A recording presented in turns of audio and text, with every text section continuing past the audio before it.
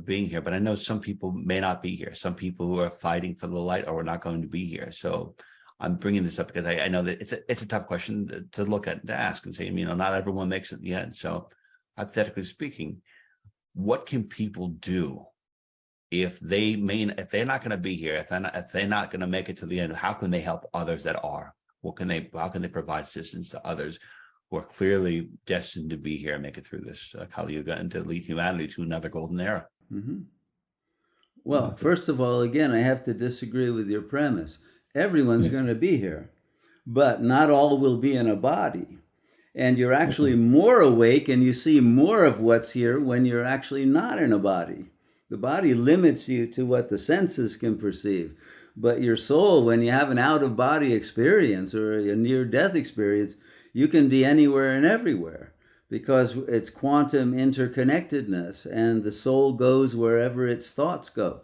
There's no limits. And then beyond that, in God consciousness, you are omnipresence itself. So there's no going, no leaving, and there's nowhere to go because this is it. Yeah. You see? Yeah.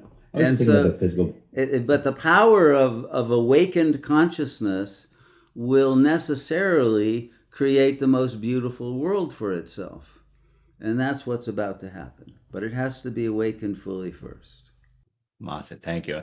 I was referring to, being in the physical body about that. And when I've had this experience lately, and I don't know if this is with other people, Shunyamurti, where I look at the world and I see that there's evil being done. And I think when good people do nothing, that the evil just kind of grows and becomes more emboldened.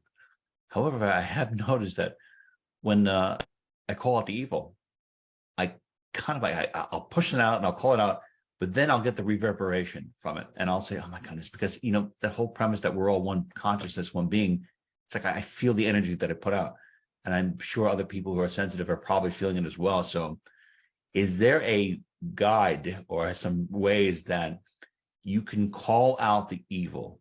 You can push back against evil. You can frighten the evil while at the same time not dealing with the ramifications, the repercussions of having it come back to hit you? Or is that just something where it's like, hey, if you're in this fight, that's just part of the rules. We're one consciousness, one being. We're points of attraction, all within the same conscious being, and that's just how it is. But I in one way, I do it. I know I'm going to get the kickback on it, but I feel at the same time I'd rather take that than not say anything, because I feel not saying anything just empowers and emboldens the evil. Musty. Well, first of all, what frightens the evil most is the realization that evil is unreal. It really has no existence. It's a shadow. It's not a thing. It's the lack of an awakened presence. That's what creates evil.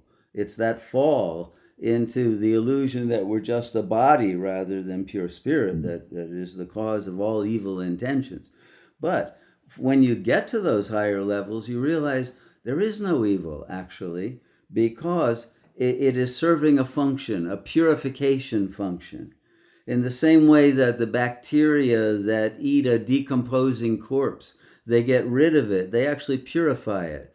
And there are other bacteria that eat oil spills, and there are others, right, that eat other things that no one will. The ravens, and the hawks that will eat the carrion. So it's a purification, a process that nature does. And nature now is going to purify the entire cosmos of evil through its natural, supernatural, as well as the actions of technology that are bringing about not only a death, which is what most people see, but also a rebirth.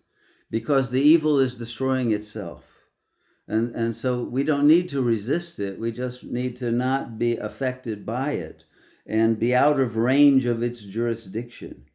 And the only way to do that is to belong to the good.